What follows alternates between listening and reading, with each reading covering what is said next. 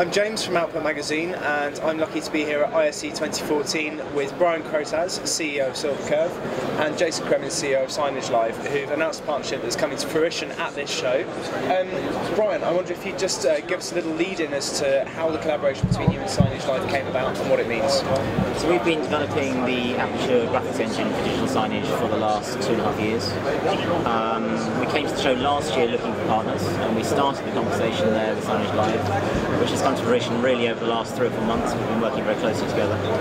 And we were looking for a partner who could take us worldwide, give us good exposure into lots of different markets. And Signagelive have a proposition that fits the Aperture model very well. High performance, simple to use, and a low price. And Jason, obviously Signagelive had quite a profile before it entered this collaboration, so what's in it for you as a company to be teaming up with Silver Curve on this one?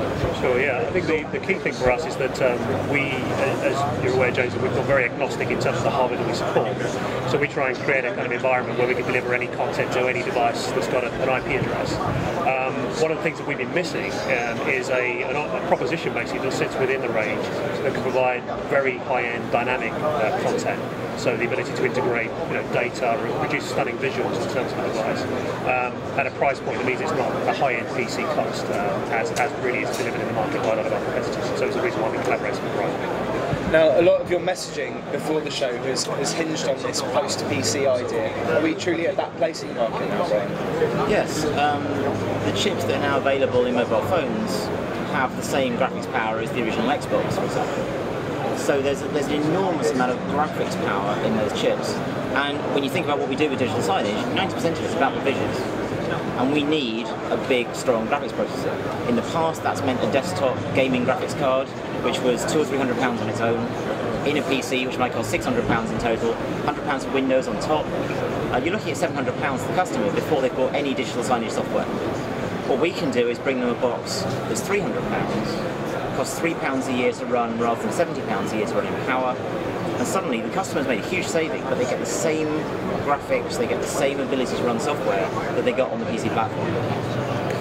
Now, Jason, you're also talking about data-driven applications. Particularly we're seeing people talk about that in the retail space. How does this collaboration deliver something different into that part of digital signage? I think data-driven applications are really the differentiator. I mean, Signagelive has been very much a platform that's been used for delivering completed media or fixed media. So whilst we've got tools such as Avery and WeVideo for online creation of still images and video content, which can then be published into playlists and down to devices that will play those back quite happily. What we haven't had is a solution where effectively the visual output looks similar, but the actual component parts are driven by data. So the Aperture proposition for us is really key to that. What do you think is the crucial element of why you came to Signagelive to help deliver this rather than anybody else? We're looking for partners initially who have a simple proposition, that we don't have to do 2 years of integration. And Signagelive have the combination of a simple proposition and a large customer base.